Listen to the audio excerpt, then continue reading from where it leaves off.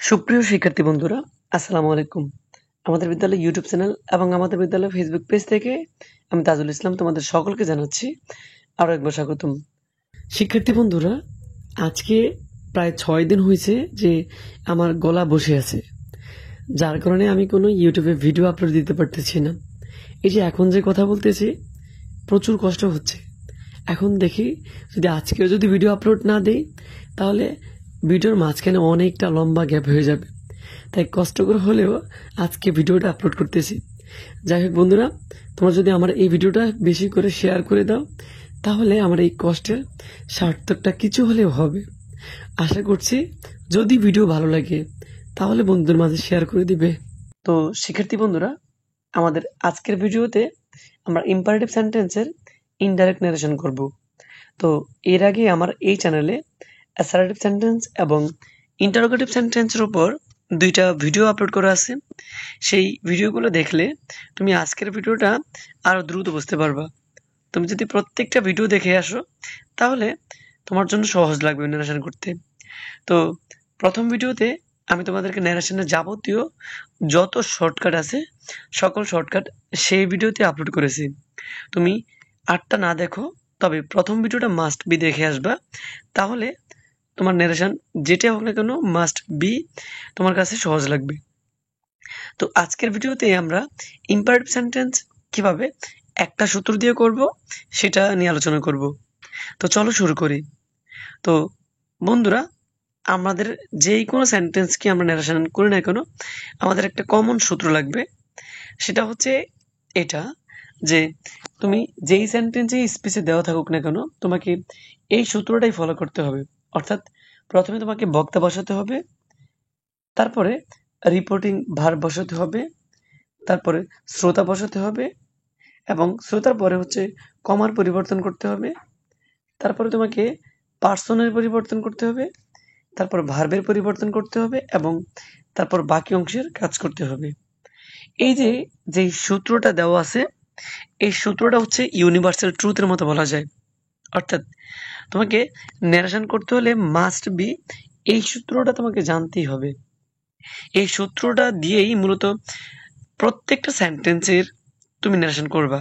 তো এই সূত্রটা দিয়ে আমি এর আগের যেই 2টা ভিডিও আছে সেই 2টা ভিডিওতে এই সূত্রের মাধ্যমে আমি করেছি।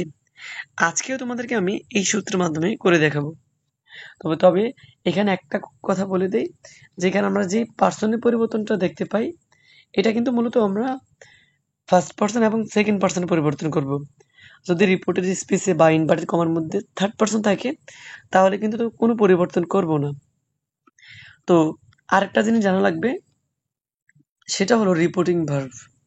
তো আজকে মূলত আমরা ইম্পারেটিভ সেন্টেন্স নিয়ে কথা বলবো।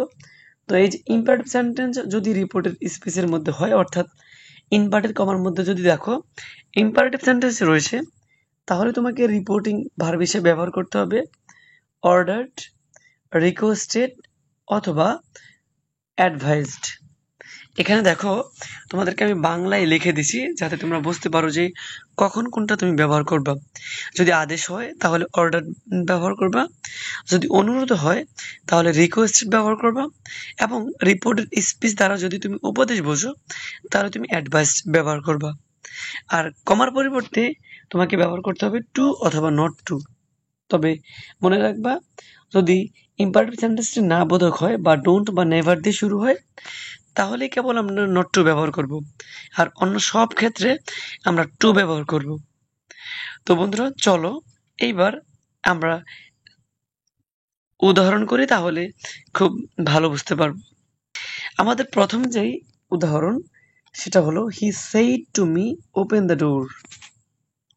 সে আমাকে বলল দরজাটি খোলো। এখন তোমরা যারা অর্থ পারো তারা তো বলতে পারবা যে এখানে এই স্পিচ দ্বারা কোন সেন্টেন্স বোঝানো হয়েছে। যে ওপেন দ্য ডোর, দরজাটি খোলো, যেটা একটা আদেশ বুঝাইছে, তো এটা একটা ইম্পারেটিভ সেন্টেন্স। অর্থাৎ যে সেন্টেন্স দ্বারা আদেশ, উপদেশ, অনুরোধ এবং নিষেধ প্রকাশ পায় সেগুলাকে ইম্পারেটিভ সেন্টেন্স বলে। তো যারা অর্থ পারো তারা তো মাস্ট বি পারবা। তবে যারা অর্থ না পারো তাদের জন্য বলে দেই, কোনো সেন্টেন্স শুরু যদি হয় মূল ভার্ব দিয়ে, বা please, kindly, never, always, don't দিয়ে তাহলে সেগুলোকে ইম্পারেটিভ সেন্টেন্স বলে। আর ইম্পারেটিভ সেন্টেন্স যদি মূল ভার্ব দিয়ে শুরু হয় তাহলে সেটা হয় আদেশ। তো এইখানে তোমরা জানো যে ডাইরেক্ট নারেশন থেকে যখন তুমি ইনডাইরেক্ট নারেশন করবা তখন তোমাকে ইনভার্টেড কমা থেকে ইনভার্টেড কমা কোথায় শেষ সেদিকে ফলো করতে হবে। অর্থাৎ এই যে এখানে ওপেন থেকে ইনভার্টেড কমা শুরু এবং ডোরে গিয়ে ইনভার্টেড কমা শেষ, অর্থাৎ এই যে দুইটা ইনভার্টেড কমার মধ্যে যেটা থাকবে সেটাকে বলা হয় রিপোর্টেড স্পিচ। তার মানে এখানে রিপোর্টেড স্পিচ হলো ওপেন দ্য ডোর। আর ওপেন দ্য ডোর এটা যেহেতু ওপেন একটা মূল ভার্ব বা মেইন ভার্ব দিয়ে শুরু হলে সেটাকে বলা হয় অর্ডার্ড, মানে ইম্পারেটিভ সেন্টেন্সের আদেশ বোঝাচ্ছে। তো এখানে তোমাকে রিপোর্টিং ভার্ব মানে বক্তার পরে তোমাকে অর্ডার ইউজ করতে হবে। তো এখানে দেখো এই যে হি, আমি বক্তা লিখলাম, তারপর সেইটু পরিবর্তন করে লিখলাম আমি অর্ডার্ড, যেহেতু এখানে আদেশ বোঝাচ্ছে।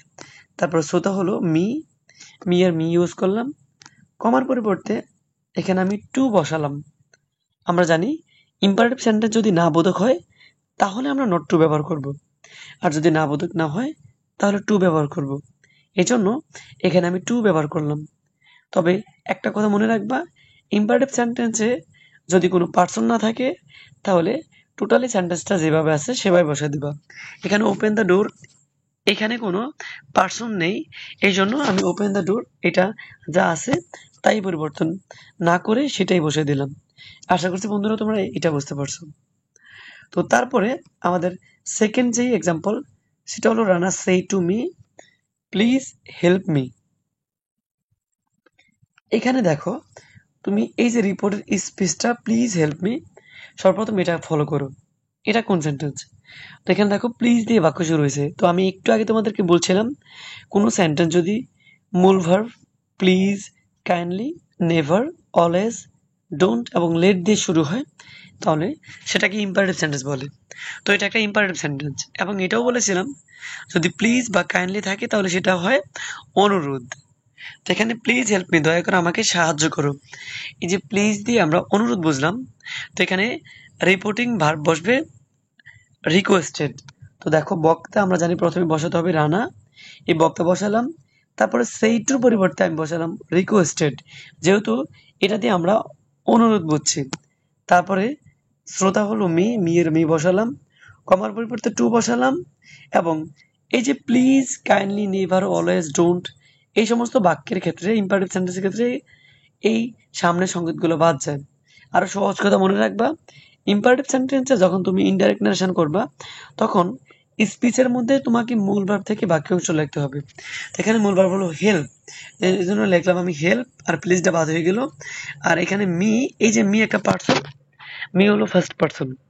তবে মনে রাখবা যদি রিপোর্টের স্পিচের মধ্যে ফার্স্ট পার্সন থাকে তাহলে সেটাকে বক্তা অনুযায়ী পরিবর্তন করতে হয়। এখানে বক্তা হলো রানা, আর রানা হলো একজন ছেলে। ছেলেদের তিনটা ফর্ম হয়, একটা হয় হি, একটা হয় হিম এবং একটা হয় হিজ। অর্থাৎ সাবজেক্ট হলে হবে হি, অবজেক্ট হলে হবে হিম এবং পসেসিভ হলে হবে হিজ। এখানে এই যে মি, এইটা একটু খেয়াল করো, এই মিটা হলো একটা অবজেক্ট ফর্ম। তো এই জন্য আমাকে এই রানার অবজেক্ট ফর্ম ব্যবহার করতে হবে।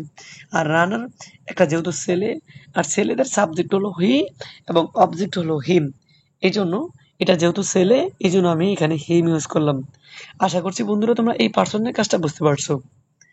এবং সর্বশেষ আমাদের যে এক্সাম্পল সেটা হলো always speak the truth said my mother. এইবার বন্ধুরা খেয়াল করো ইনভার্টেড কমা কিন্তু শুরুতে রয়েছে। অলওয়েজ স্পিক দ্য ট্রুথ, সর্বদা সত্য কথা বলবা, সেইড মাই মাদার, আমার মা বলল। এবার রিপোর্টিং ভার্বরা রয়েছে শেষে আর রিপোর্টের স্পিচটা রয়েছে আগে। বাট এর আগে আমরা খেয়াল করছিলাম যে রিপোর্টিং ভার্বটা ছিল আগে আর রিপোর্টের স্পিচটা ছিল পরে। তো দেখো অলওয়েজ স্পিক দ্য ট্রুথ এটা হলো রিপোর্টেড স্পিচ। আমাদের যেটাই আগে থাকুক না কেন আমাদের যে সূত্র সেটা হলো আগে বক্তা বসাতে হবে, তারপরে রিপোর্টিং ভার্ব বসাতে হবে এবং তারপরে শ্রোতা বসাতে হবে।